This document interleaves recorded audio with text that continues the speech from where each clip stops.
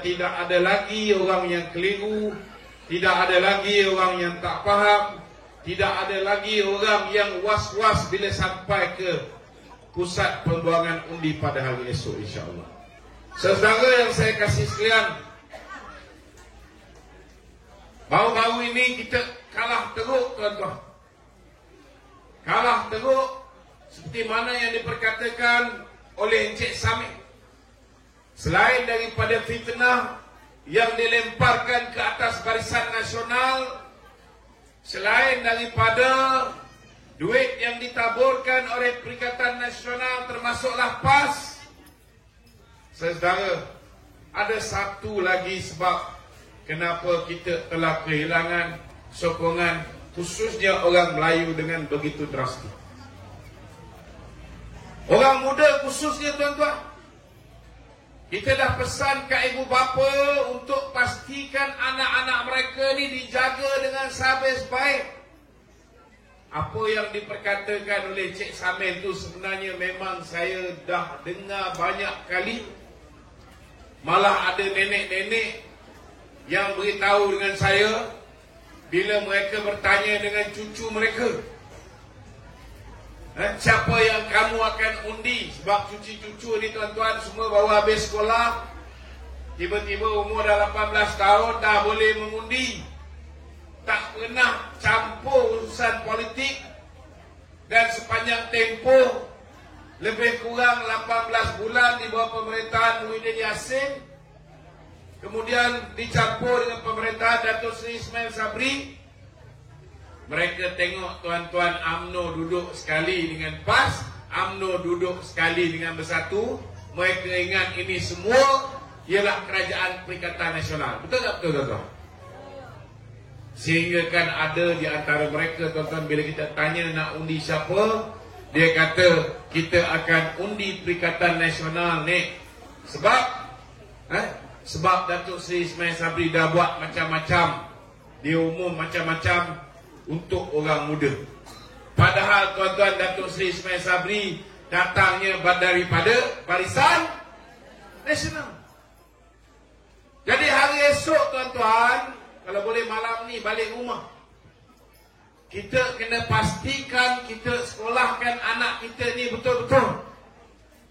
Kita tanya balik rumah ni, saudara, kita pastikan tak kira lah malam ni di Tioman ataupun malam ni orang-orang yang mungkin menonton live kita ini akan mengundi di Padang Serai pada hari esok. Tolong bezakan antara Barisan Nasional dengan Perikatan Nasional. Tolong bezakan, tuan-tuan, antara parti yang dipimpin oleh Muhyiddin Yassin dengan parti yang dipimpin oleh Datuk Seri Ahmad Zahid Hamidi. Dan hari ini untuk di Padang Serai, kita nak beritahu Barisan Nasional telah memberi laluan untuk kita menangkan calon daripada Pakatan Harapan, insya-Allah, tuan-tuan. Maknanya kawan-kawan di Padang Serai pada hari esok sampai di pusat pembuangan undi, jangan silap pangkah. Jangan pergi pangkah Dacing pula di Padang Serai. Di Padang Serai, Barisan Nasional telah memberi laluan kepada kawan kita Pakatan Harapan, maka undi Pakatan Harapan di Padang Serai. Tetapi untuk di sini, tuan-tuan, alhamdulillah petang tadi saya bersama dengan saudara Fazli, calon daripada Parti Amanah yang mewakili Pakatan Harapan.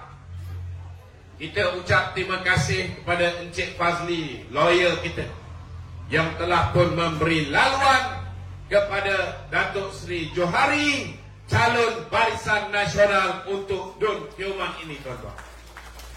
Jadi kita rayu kepada kawan-kawan Pakatan Harapan, kita rayu kepada mereka pada hari esok, tolonglah turun membuat undi bersama-sama dengan rakan-rakan penyokong Barisan Nasional dan pangkah calon Barisan Nasional yang menggunakan lambang gaceng. Boleh? Jangan keliru lagi, tuan-tuan. Jangan keliru. Saudara, ramai orang yang masih tak faham kenapa tiba-tiba ni kita selama hari ini bermusuhan dengan Pakatan Harapan. Tiba-tiba hari ini kita suruh orang undi Pakatan Harapan. Dan Pakatan Harapan pun ada juga yang pening. Selama hari ini kita kata BN macam-macam. Tiba-tiba hari ini kita disuruh untuk mengundi Barisan Nasional. Ni cerita dia. Malam ni saya nak cerita. Tuan-tuan, sebelum pilihan raya umum yang ke-15, masing-masing buat kerja nak jadi pemerintah, nak jadi orang yang menguasai dan mentadbir Malaysia secara bersendirian. Betul tak betul? BN kita buat kerja, tuan-tuan. Sebelum ni kita kerjasama dengan Bersatu. Kita kerjasama dengan PAS. Tapi malangnya, tuan-tuan, walaupun kita dah ampunkan Muhyiddin di atas pengkhianatan dia, kita dah cukup rapat dengan kawan-kawan kita PAS. Tiba-tiba bila mereka memerintah, tuan-tuan, dalam kursi dia sikit daripada kita. Kita angkat dia, kita bagi dia jadi Perdana Menteri, tuan-tuan. Kalau nak ikutkan, saudara, mereka ada 32 kursi. Daripada 32 kursi yang dia ada tu, tuan-tuan, 5 saja yang betul-betul menang atas tiket Bersatu. Itu pun pinjam lambang PKR. Yang lain ni mana dia dapat? 16 orang dia curi daripada Barisan Nasional. Kemudian 9 orang dia curi daripada PKR. Kemudian ada 4 orang, tuan-tuan, yang keluar lompat jadi bebas, termasuk yang rogol amahnya, yang ada kes rasuahnya, yang takut diambil tindakan oleh Muhyiddin, lompat jadi bebas, sokong Muhyiddin jadi Perdana Menteri. Dia ada 32 orang, kita ada 42 orang. Kita maafkan dia, kita bagi pula dia jadi Perdana Menteri. Last kali, tuan-tuan, dia khianat kita. Janji nak bagi kita timbalan Perdana Menteri, tak bagi. Sehinggalah bila dia dah nak jatuh, baru dia bagi Datuk Seri Ismail Sabri jadi Perdana Menteri. Jadi timbalan Perdana Menteri. Lepas tu baru jadi Perdana Menteri. Kemudian dia janji nak bagi pengagihan kursi-kursi dengan adil. Tuan-tuan, dia bagi kita menteri-menteri cak ayam. Saya ambil contohnya, tuan-tuan. Orang paling penting dalam PAS ni, orang PAS dengar malam ni, saya tahu. Dalam PAS ni, tuan-tuan, Presiden PAS tak jadi menteri. Jawatan paling besar dalam PAS yang jadi menteri ialah Tuan Ibrahim Tuan Man. Apa jenis kementerian dia bagi kat Tuan Ibrahim Tuan Man, tuan-tuan? Zaman PH dulu, ada seorang wanita muda, nama dia Teo Nichi. Ni Yobi, kalau tak silap saya. Dia jadi menteri hal ehwal alam sekitar, tenaga, sains dan teknologi. Tuan-tuan tahu, satu menteri ni dia pecah jadi 3. Menteri alam sekitar dia bagi Tuan Ibrahim Tuan Man. Tuan-tuan, Menteri Sains dan Teknologi dia bagi pada Khairi Jamaluddin, BN. Menteri Tenaga dia bagi kepada Samsul Anwar Nasrallah, Ketua Penerangan UMNO. Ini apa yang berlaku? Dia pecah 3. Begitu rendahnya standard pemimpin UMNO, pemimpin PAS di mata Muhyiddin Yassin, tuan-tuan. Walaupun parti dia sikit orang, sikit ahli parlimen. Menteri kanan 2. Menteri-menteri pun dia lebih banyak daripada UMNO yang mempunyai ahli parlimen lebih ramai. Itu tak apa lagi. Kemudian, tuan-tuan, duit UMNO dibekukan. Mahkamah putuskan supaya dilepaskan. Mereka merayu 3 kali, tuan-tuan, pergi mahkamah.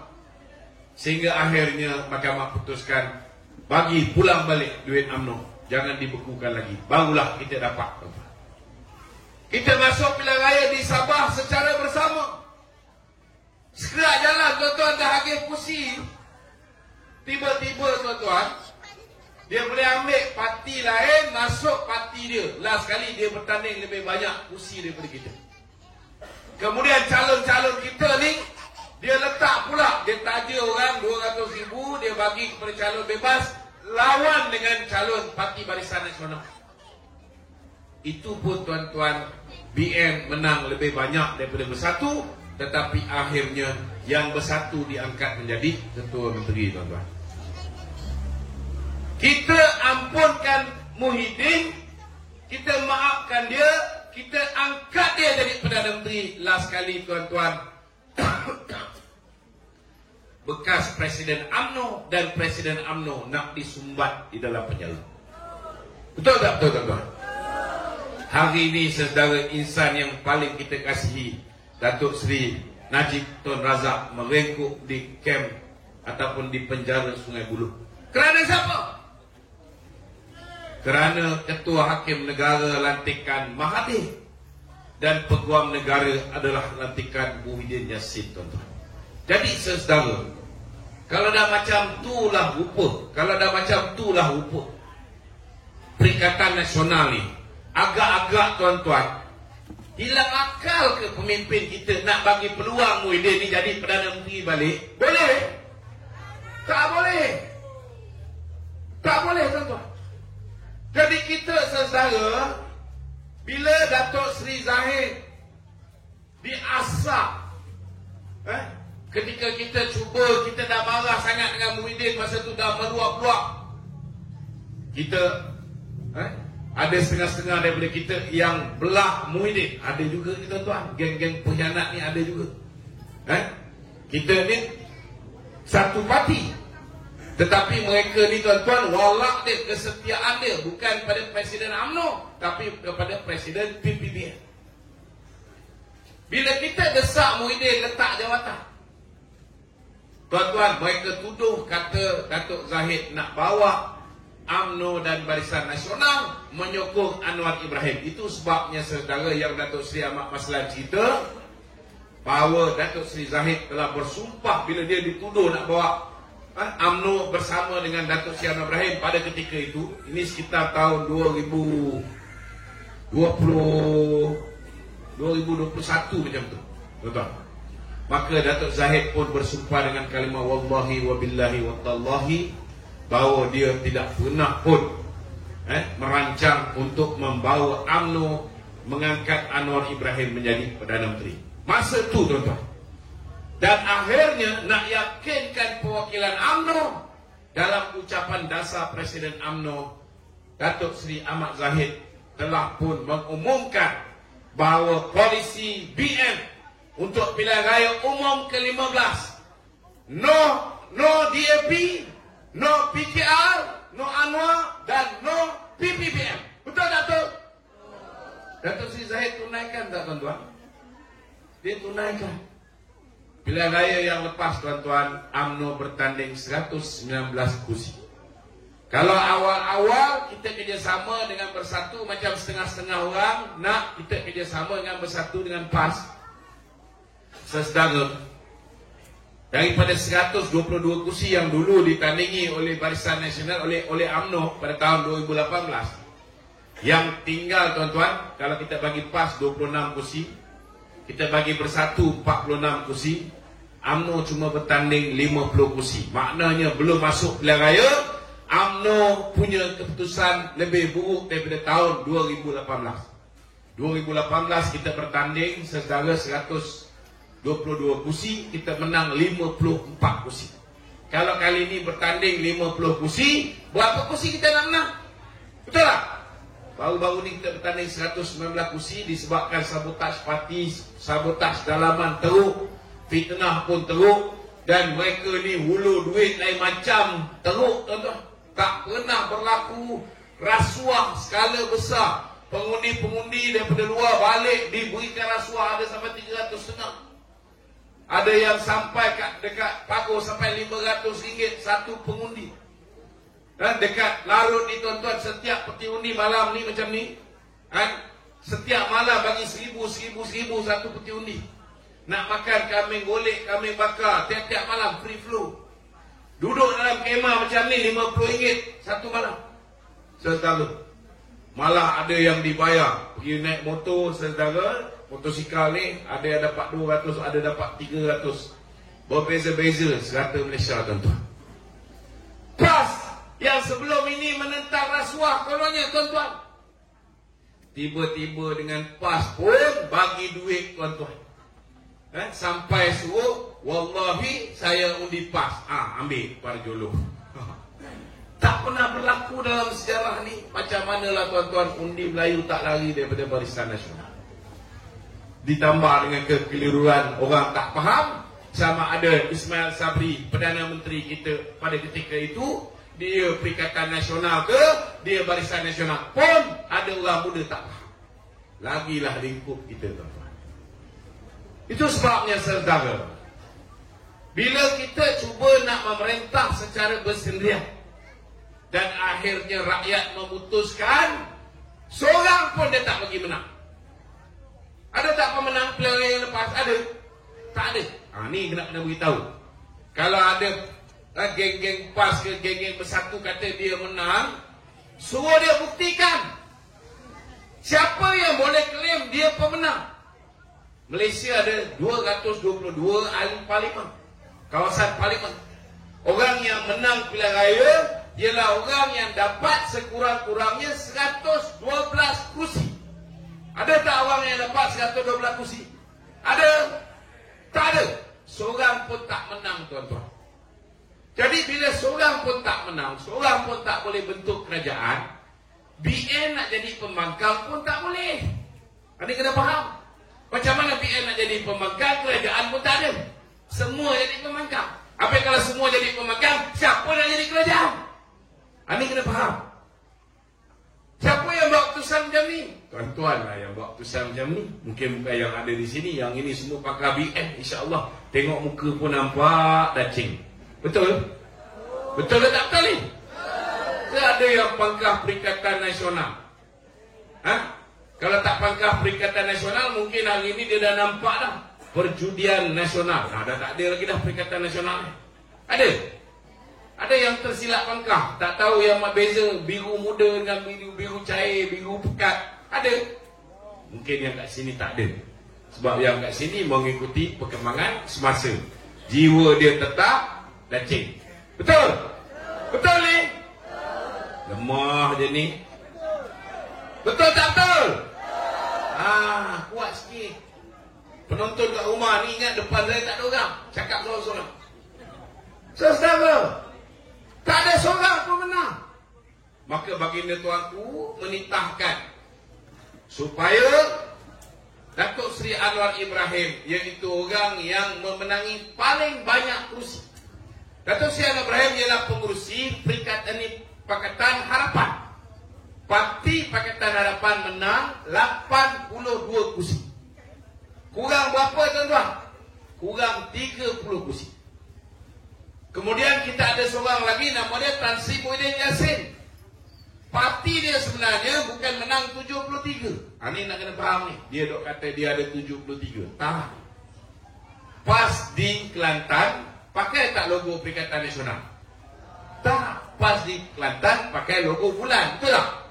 Jadi sebenarnya ada dua blok. Satu pakai Perikatan Nasional, satu pakai logo PAS. Jadi bukan Perikatan Nasional dapat 73. Perikatan Nasional campur PAS, dia ada 73. Tuan-tuan, kalau 73, tuan-tuan, saudara, dia cukup tak majoriti? Tak cukup. Dia kurang lagi 39, tuan-tuan. Ini kena faham. Okay. Jadi saudara, apa yang Muhyiddin buat? Muhyiddin mencuri orang kita 10 orang. Dia pergi jumpa kita punya orang 10 orang, suruh tanda tangan SD, sokong dia jadi Perdana Menteri. Jadi daripada 73 dia ada 83. 83 masih lagi short 29 orang. Dia panggil pula geng-geng GPS. Dia tipu geng GPS ni, tuan-tuan. Dia kata BN dah setuju sokong kita bentuk kerajaan, Tan Sri Muhyiddin Yassin menjadi Perdana Menteri. Mana ada? Tuan-tuan, sebelum calon pilihan raya bertanding atas tiket BN, dia dah pun tanda tangan aku janji. Dalam aku janji ni dia beri mandat pada Datuk Seri Zahid Hamidi, pengurusi BN, ketua parti kita, untuk berunding dan membuat keputusan dengan parti mana yang dia nak bentuk gabungan untuk membentuk kerajaan. Maka kuasa tu dah tak ada lagi pada secara individu. Apatah lagi bila ada akta lompat parti, setiap keputusan parti politik nak sokong siapa jadi Perdana Menteri, ianya mesti dibuat secara en bloc. Maknanya ketua parti yang akan memutuskan, dia bincang di kalangan mereka, kita nak sokong mana. Kalau parti putuskan kita sokong Anwar Ibrahim, maka ianya dibuat secara en bloc, semua 30 sokong Anwar. Kalau dia kata kita sokong Muhyiddin, maka semua 30 sokong Muhyiddin. Tetapi tuan-tuan, pada ketika itu BN mengambil keputusan kita tidak menyokong mana-mana. Kita tak sokong PH, kita tak sokong juga Perikatan Nasional. Maka bila tuanku panggil Anwar dan juga Tan Sri Muhyiddin, tuan-tuan, tuanku kata memandangkan tak ada seorang pun yang menang, dua-dua tak cukup. Itu yang Muhyiddin marah. Dia kata, tuanku, saya dah bagi 115 orang SD.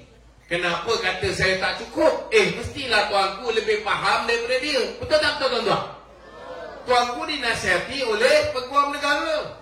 Tuanku juga ada maklumat bahawa yang 10 orang yang peringkat awal dah bagi SD pada dia tu, sudah pun tarik balik SD. Sebab kita panggil 10 orang ni. Engkau orang ni bagi SD dalam keadaan engkau orang dah sign aku janji mengatakan takkan bagi sokongan pada sesiapa selepas memberi mandat kepada Presiden, selepas tanda tangan aku janji depan Presiden parti. Dan dia, bila dia tanda tangan aku janji itu, ada CCTV, ada video. Kalau kamu teruskan juga, kursi itu akan kosong dan ada pilihan raya kecil di 10 tempat. Kelah kabut tuan-tuan, 10-10 pun saya batalkan SD ni. Tuanku tahu. Bila tuanku tahu, tuanku beritahu tak ada seorang pun yang dapat penuh. Datuk Seri Anwar Ibrahim pun tak dapat penuh. Maka akhirnya tuanku kata, inilah Perikatan Nasional join dengan Pakatan Harapan bentuk kerajaan perpaduan. Tuan-tuan, kalau Pakatan Harapan join dengan Perikatan Nasional, dia ada lebih 150 kursi, dia bentuk kerajaan, kerajaan dia dipanggil Kerajaan Perpaduan. Salah tak salah? Tak salah. Itu dia punya pasal lah tuan-tuan. Dia nak panggil Kerajaan Perpaduan Nasional ke, Kerajaan Tunggang Langgang ke, Kerajaan Duli Amal Malaysia pada Kebanggaan Tuan Agung ke, apa nama dia nak panggil, tak salah. Tapi hari ini saudara mereka kata kerajaan ni bukan kerajaan perpaduan sebab tak melibatkan semua parti. Kalau ketika itu PN bekerjasama dengan PH bentuk kerajaan perpaduan, kenapa boleh pula? Mana datang perkataan perpaduan ini tuan-tuan? Sebab bila Tan Sri Muhyiddin diminta untuk bentuk kerajaan perpaduan dengan Datuk Seri Anwar Ibrahim, dia diberikan borang, setuju tak setuju. Dia potong perkataan setuju, dia tanda tangan kata tak setuju. Ni angkuhnya tuan-tuan. Kalau nak tahulah tuan-tuan, orang yang sebenarnya mengangkat Datuk Seri Anwar Ibrahim menjadi Perdana Menteri tuan-tuan, siapa dia tuan-tuan? Inilah manusia, nama dia Tan Sri Muhyiddin Yassin. Sebab keangkuhan dia ingat dia dah kaya raya dengan duit yang dia ada tuan-tuan. Dia lebih besar, lebih agung daripada agung. Sampai bila agung titah supaya mereka bekerjasama pun dia tak nak tuan-tuan. Dan dia tak nak tak apa lagi. Saudara, bila dia dah sign tu tuan-tuan, dia bangun, dia tunduk, dia terus tinggalkan majlis tuan-tuan. Tak tunggu pun baginda tuanku. Ini menyebabkan tuanku lagi murka kepada Tan Sri Muhyiddin Yassin. Dan bila dia terus balik ni, lalu kat depan wartawan ni tuan-tuan, dia tak buka pun tingkap, tak angkat tangan pun. Orang tengah marah tuan-tuan, nak jadi Perdana Menteri, tak dapat.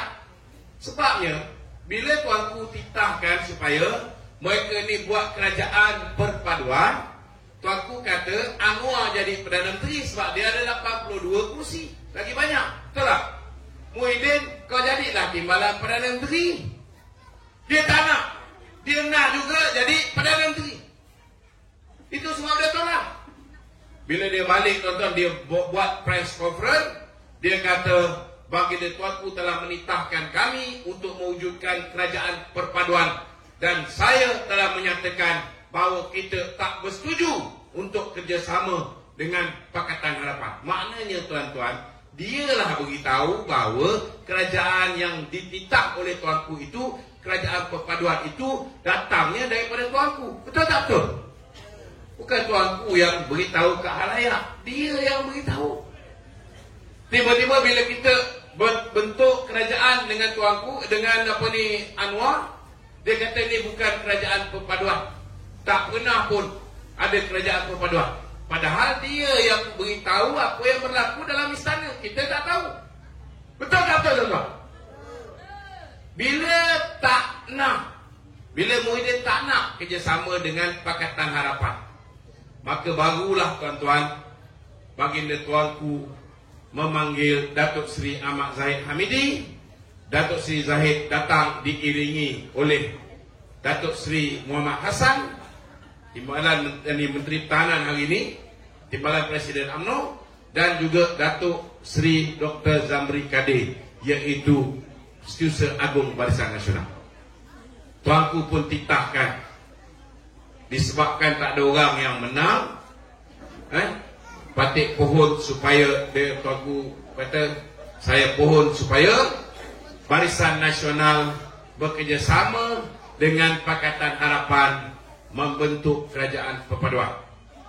Maka pada ketika itu tuan-tuan, kita orang UMNO ni memang dari dulu kita mempertahankan institusi dengan dia. Betul tak betul?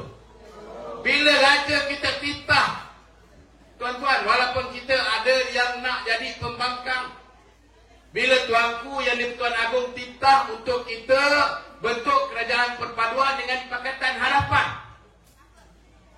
disebabkan dah diberikan mandat kepada Datuk Seri Zahid untuk membuat keputusan, bukan hanya berunding, buat keputusan dengan siapa kita nak kerjasama, maka Datuk Zahid pun sign, bersetuju untuk membentuk kerajaan perpaduan. Maka wujudlah kerajaan sesedara. Selepas balik berbincang dengan ahli-ahli parlimen kita, dengan MT kita, semua sekali bersetuju untuk menjunjung titah tuanku yang di-Pertuan Agong. Maka kita pun bentuk kerajaan 30 campur 82, kita ada 112. Ngam-ngam cukup untuk bentuk kerajaan. Bila UMNO dah kerjasama dengan PH, maka kawan kita yang di Sarawak beritahu kami telah ditipu oleh Muhyiddin Yassin. Maka mereka pun mengambil keputusan, kita ikut kawan kita Barisan Nasional, kita juga bekerjasama, tambah lagi 23. Kemudian GRS di Sabah, tambah lagi 6. Kemudian Warisan 3 di Sabah, tambah lagi 3. Kemudian kita ada daripada KDM 2, kita ada daripada Bebas 2. Jumlah keseluruhan 148 kursi telah dibentuk untuk menubuhkan kerajaan perpaduan ini, tuan-tuan. Kita ada 2/3 majoriti, tuan-tuan. Sangat kuat. Kita tak perlu bimbang. Sesaudara itu sebab kena faham benda ni. Bukan kita saja-saja. Ada yang cakap dengan kita, apa nak jadi dengan UMNO lepas ni? UMNO akan lingkup. Saya nak beritahu dengan tuan-tuan, mana lebih lingkup?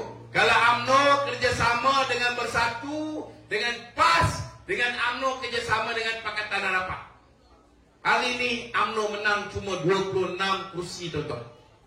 Apa maknanya? Maknanya 5 tahun daripada sekarang, UMNO boleh bertanding di hanya tempat 26 kursi ini saja. Yang ini PAS tak boleh masuk, Bersatu pun tak boleh masuk. Tetapi dalam masa yang sama, 73 kursi yang dimenangi oleh PAS, oleh Bersatu ni, UMNO boleh tak kacau kawasan ni? Boleh tak boleh? Tak boleh. Tak boleh. Kita pun tak boleh bertanding di 73 kursi ni. Kemudian takkan kita tak boleh bertanding tempat lain? Ada. Di mana tempat yang kita boleh bertanding? Kita boleh bertanding di tempat yang PKR dan Amanah menang. PKR dan Amanah menang. Kawasan lain ada berapa? Lebih kurang 18 kursi, tuan-tuan, yang PKR bertanding tak menang. Yang bertanding menang. kursi Melayu. Kawasan-kawasan di bandar dan ada beberapa tempat di luar bandar, tuan-tuan. Daripada 18 kursi ni pula, tuan-tuan, disebabkan PAS dengan bersatu, dia menang 73 kursi. UMNO menang hanya 26 kursi. Agak-agak, tuan-tuan, daripada 18 kursi ni berapa kita boleh dapat?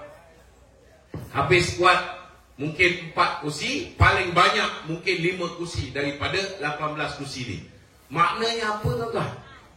Maknanya 26 kursi yang UMNO dah menang, campur lagi 5, ada 31 kursi saja yang UMNO akan bertanding dalam pilihan raya umum yang ke-16. UMNO dalam Malaysia ni ada 191 bahagian. Kalau dah ada 191 bahagian, boleh bertanding hanya 31 bahagian. Dalam erti kata lain, tuan-tuan, kalau kerjasama dengan PAS, dengan bersatu, UMNO boleh tutup semua lagi 160 bahagian.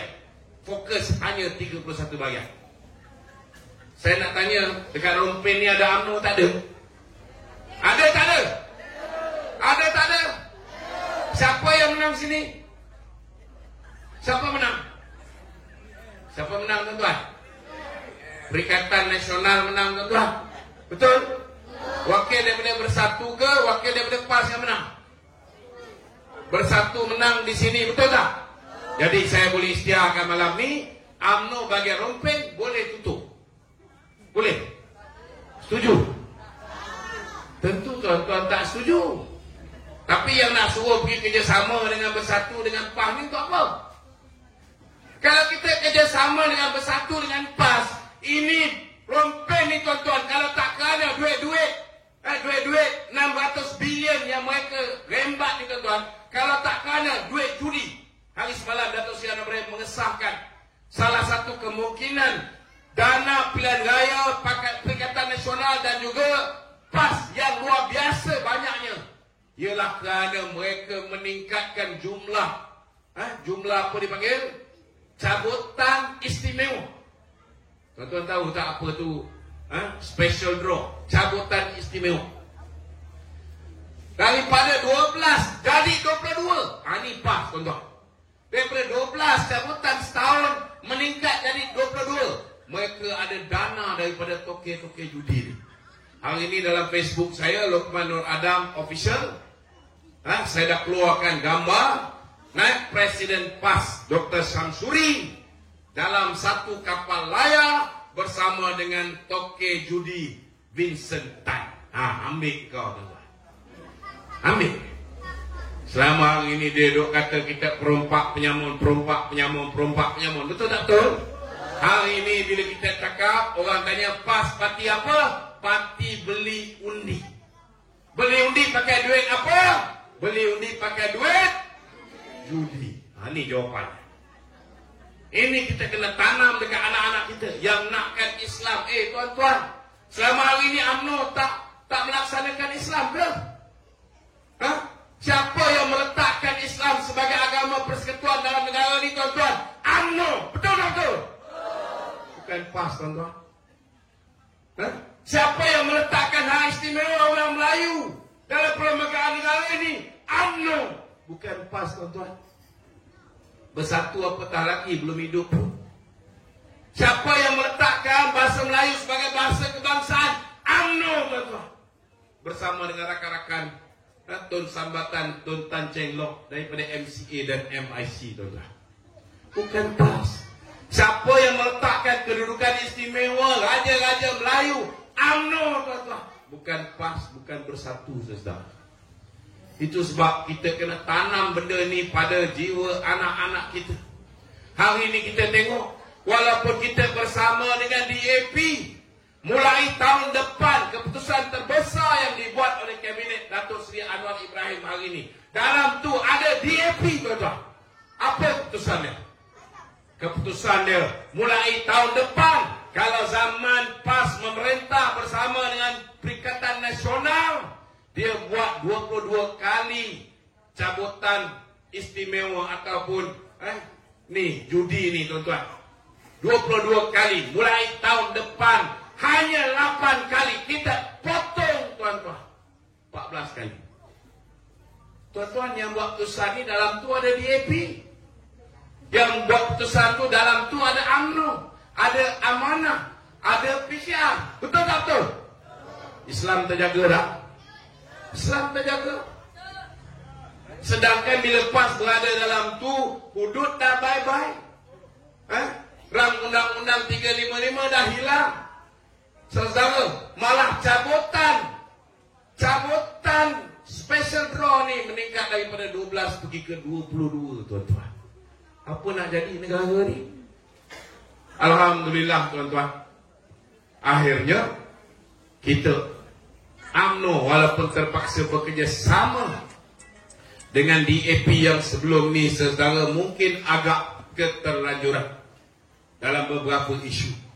Hari ini nampak jelas bahawa UMNO yang mewakili orang Melayu, yang mempunyai keahlian orang Melayu paling besar di Malaysia ini, UMNO telah berjaya menjinakkan DAP, membuat DAP faham tentang apa yang telah dipersetujui dalam kontrak sosial dan apa yang termaktub dalam perlembagaan.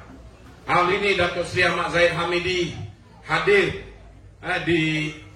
di Dewan Orang Ramai Rompit, Dewan Lama. Beliau beritahu tadi, tuan-tuan, bila nak tubuh kerajaan ni, 6 orang campur dengan Datuk Seri Ibrahim, 7 orang daripada Pakatan Harapan berjumpa dengan 7 orang daripada Barisan Nasional. Perkara pertama yang Datuk Seri Zahid tanya dengan mereka, kita nak kerjasama dengan DAP ni, adakah DAP bersedia untuk mengakui kedudukan Islam sebagai agama persekutuan?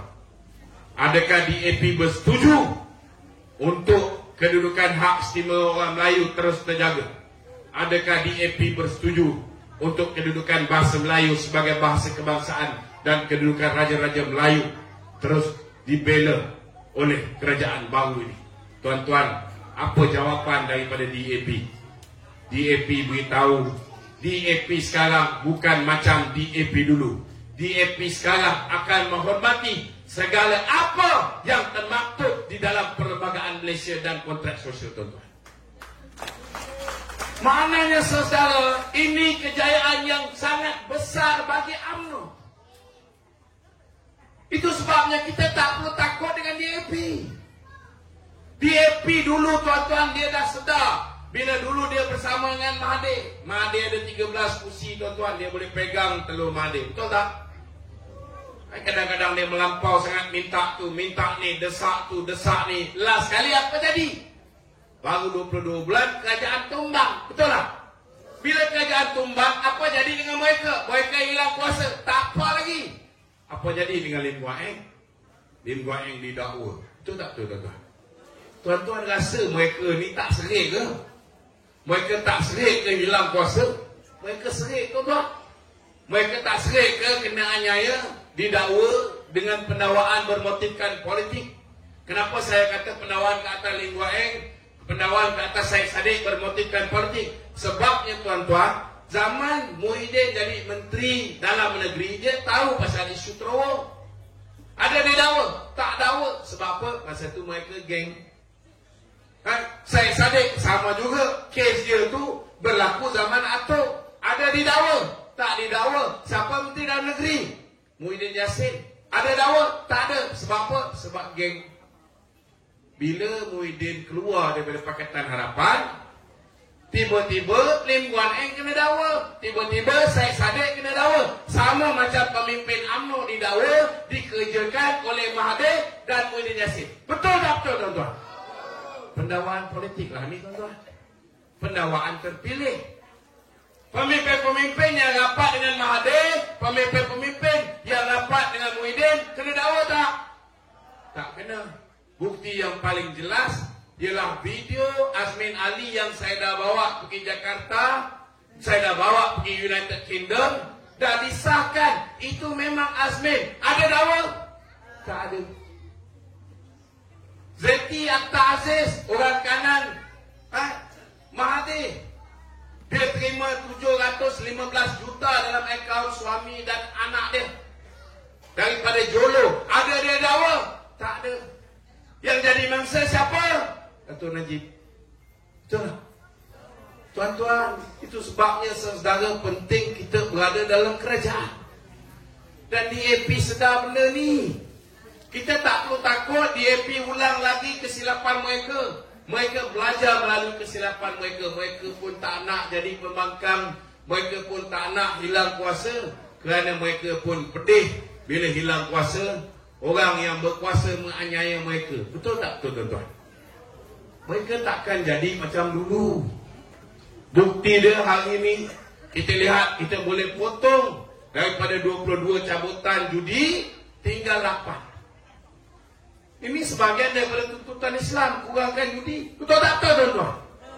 Banyak lagi saudara pencapaian yang kita boleh buat, kita boleh ambil dengan kerjasama dengan DAP. Dari segi politik tuan-tuan, kita nak takut apa dengan DAP? DAP bertanding di kawasan China. Betul tak betul? Ada tak DAP bertanding di kawasan UMNO bertanding? Ada. Pernah UMNO lawan dengan DAP dalam pilihan raya? Ada. Tak ada tuan-tuan. UMNO akan lawan dengan tempat di mana kawasan Melayu. DAP ada letak tokoh Melayu bertanding, tapi dia letak tokoh Melayu bertanding di kawasan China atas lambang DAP. Dia tak letak calon di kawasan Melayu. Siapa yang bertanding kawasan Melayu mewakili Pakatan Harapan? Parti Amanah dan juga Parti PKR. PKR tuan-tuan, dia bertanding kawasan China, dia bertanding kawasan India. Dia bertanding kawasan Melayu di mana? Di kawasan-kawasan bandar terutamanya tuan-tuan. Luar bandar dia bagi kat mana? Jadi saudara, peluang Barisan Nasional nak bertanding di kawasan-kawasan 73 kawasan yang PAS dan Bersatu menang ini sangat cerah. Dan kalau dulu tuan-tuan susah nak menang kawasan-kawasan ni, selepas ni cuba bayangkan saudara.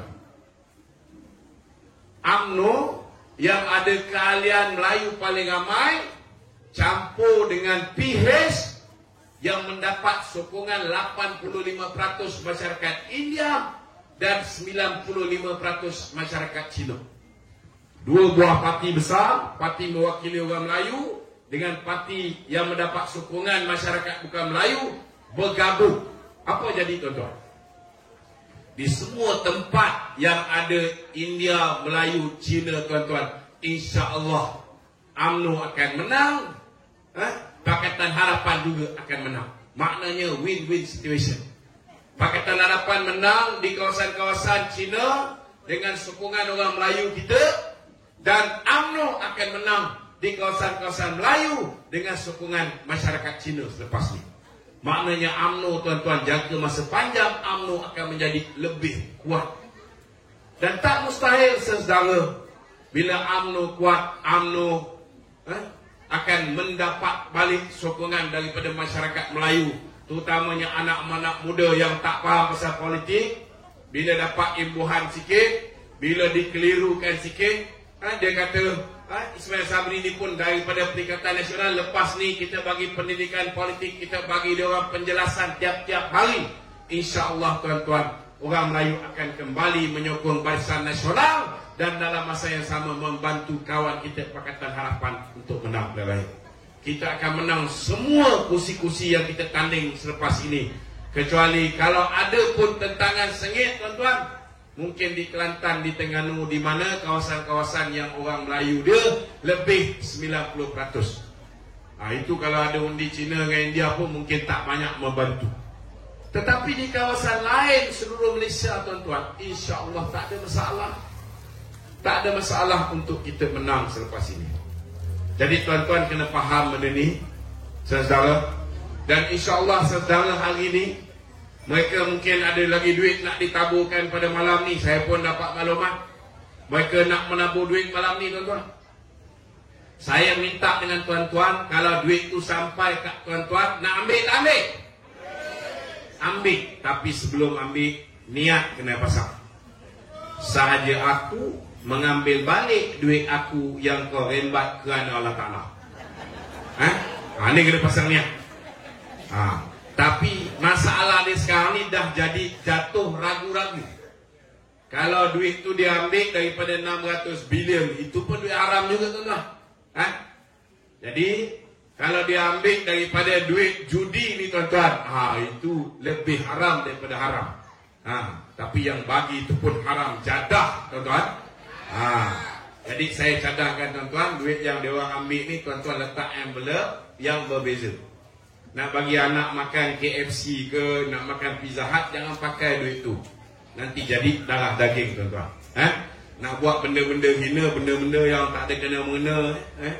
Macam dulu kita dalam mentadbir kerajaan, saya dalam cerita kerajaan pusat lah. Kerajaan pusat memang menghasilkan duit haram dengan duit halal ni tuan-tuan. Duit judi lain, duit ni lain. Saya ambil contoh Allahyarham Tuan Guru Ni Aziz. Dia pun ada cukai daripada arak ni. Macam mana dia belanjakan duit cukai daripada arak? Dia kata boleh digunakan untuk buat benda-benda hina. Contohnya jalan raya, yang digunakan untuk dipijak-pijak dengan lenyek dengan tayar kereta. Jadi kita guna pendekatan Allahyarham Tuan Guru Ni Aziz. Bila bagi gula, kacau. Orang bagi gula, kita kacau. Bila bagi pitik, ambil. Undi Barisan Nasional. Boleh? Boleh. Ini penting tuan-tuan. Penting. Kita pastikan undi kita jangan ada gundah gulana sampai ke petak pembuangan undi. Kita bulatkan tekad, kita kuatkan semangat, kita pangkah hanya Barisan Nasional pada hari esok. Boleh? Sama juga anak-anak kita. Balik pesan kepada suami kalau suami tak datang. Balik pesan kepada isteri kalau isteri tak datang. Pesan kepada anak-anak kita. Pesan kepada kedua ibu bapa kita kalau masih hidup. Pesan kepada adik-beradik kita. Pesan kepada jiran tetangga kita, sahabat handai kita, saudara mara kita. Jangan ada satu undi pun diberikan parti beli undi. Parti beli undi dengan duit judi ni tuan-tuan. Boleh? Itu mukadimah saya. Kalau ada soal jawab, boleh kita buat sesi soal jawab? Boleh? Ada sesiapa nak tanya soalan yang mungkin susah sikit untuk saya jawab? Ada? Ada sesiapa yang nak tanya sebarang persoalan? Silakan. Adik tadi tu angkat tangan dia, betul?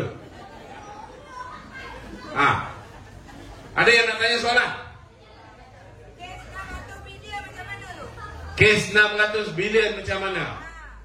Saudara Tan Sri Muhyiddin Yassin hari ini dia sumpah. Dia kata wallahi wabillahi watallahi, saya tak ambil sikit pun daripada duit 600 bilion ini. Dia kata tanya dengan Tengku Zafrul. Tuan-tuan, saya nak beritahu dengan tuan-tuan. Pertama sekali 600 bilion memanglah bukan semua diambil.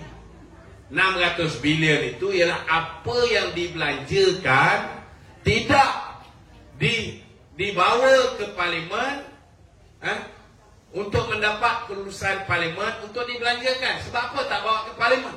Sebab mereka telah pun mengisytiharkan darurat dalam negara ni. Dalam tempoh darurat tuan-tuan, di bawah ordinan darurat, sesebuah kerajaan boleh berbelanja tanpa perlu mendapat kelulusan parlimen. Ini kena faham. Jadi memanglah betul, dalam tu termasuklah gaji, dalam tu termasuklah belanjawan yang mereka dah buat, digunakan duit yang sama, dan dalam tu juga termasuklah apa yang dipanggil sebagai direct nego project. Itu yang Tuan Ibrahim dah menggigil, itu yang Haji Hadi dah menggigil, itu yang Taqiyuddin dah menggigil, ramai geng-geng PAS ni pun dah menggigil. Tuan-tuan, yang takut sangat pasal apa? Kita akan siasat ke mana perginya semua duit 600 bilion. Betul tak betul? Kalaupun 600 bilion ni, 400 bilion dibelanja jalan yang betul. 200 bilion ada putar alam. Ada yang diberi secara direct nego kepada kawan-kawan dia. Dia bagi direct nego kepada syarikat-syarikat kroni dia. Tuan-tuan, kalau dia bagi direct nego ni tuan-tuan, kalau 200 bilion, 10%, 20 bilion tuan-tuan. Betul tak betul? Kalau 5%, 10 bilion. Betul tak betul? Banyak tak banyak jumlah ni? Tan Sri Muhyiddin boleh kata, saya tak ambil, wallahi wa billahi wa tallahi, saya tak ambil satu sen pun. Tapi tuan-tuan, kalau duit haram ni boleh diagihkan. Ni Aziz pun agihkan duit haram ni. Sebahagian dipakaikan untuk benda-benda yang halal. Sebahagian lagi contohnya sumbangan kepada tokoh. Ada yang pakai duit daripada hasil judi, hasil arak dan sebagainya. Sama juga dengan Muhyiddin Yassin. Dia boleh bersumpah sebab duit daripada sumber lain dia dah cukup kenyang. Duit daripada projek menantu dia dah kenyang. Betul tak betul? Duit yang dia dengan dulu Bistari Net, dia dah kenyang. Untuk keperluan peribadi, untuk dia makan anak bini dia tak perlu pakai pun duit ini. Yang kita persoalkan, adakah daripada 600 bilion ini ada yang dia bagi direct nego kepada syarikat-syarikat yang rapat dengan dia, dan ada kickback. Kickback itu menjadi dana pilihan raya. Kalau katalah 10% dana pilihan raya daripada 200 bilion, 20 bilion.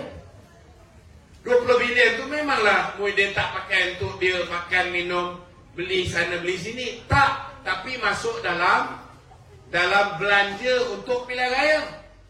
Memang dia tak pakai, dia sumpah, dia kata dia tak pakai satu sen pun. Tapi dia tak kata, dia tak sumpah bahawa dia tak belanja untuk beli undi. Betul tak betul tuan-tuan? Dia tak ada sumpah kata dia tak belanja sikit pun untuk pasang poster. Kita tengok poster dia berapa banyak. Dia tak cakap pun duit ini tak dibelanjakan untuk pasang billboard, untuk beli apa ni, truk-truk LED yang ada gambar dia pakai, untuk bayar influencer TikTok.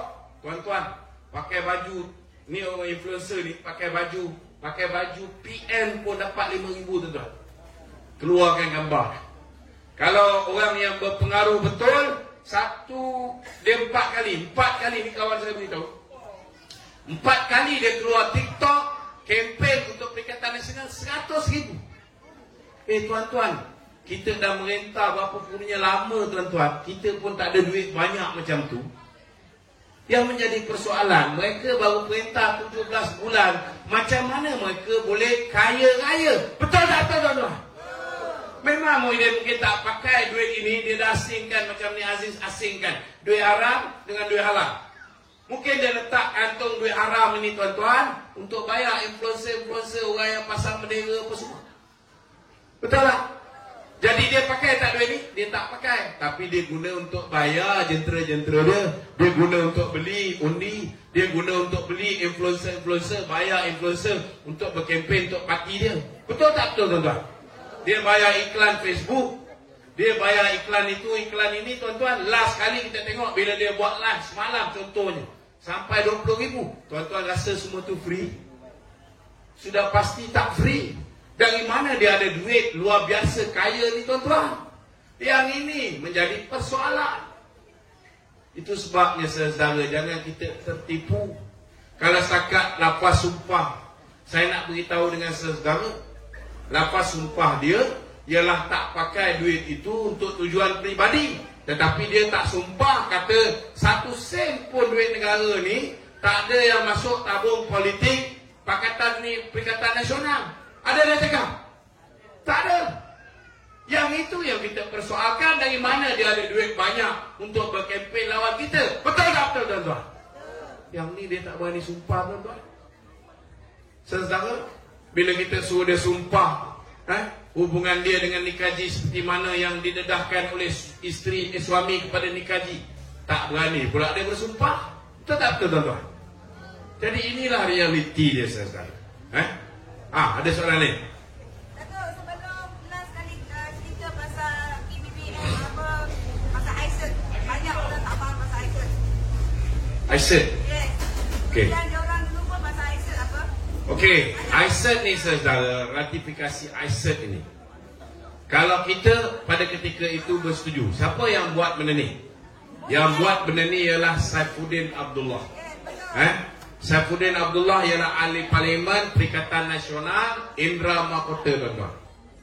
Untuk makluman tuan-tuan, kalau kita tanda tangan ratifikasi ICET ini, sesedara yang di Pertuan Agung boleh dihadapkan ke ICJ, International Criminal Court, ICJ, tuan-tuan.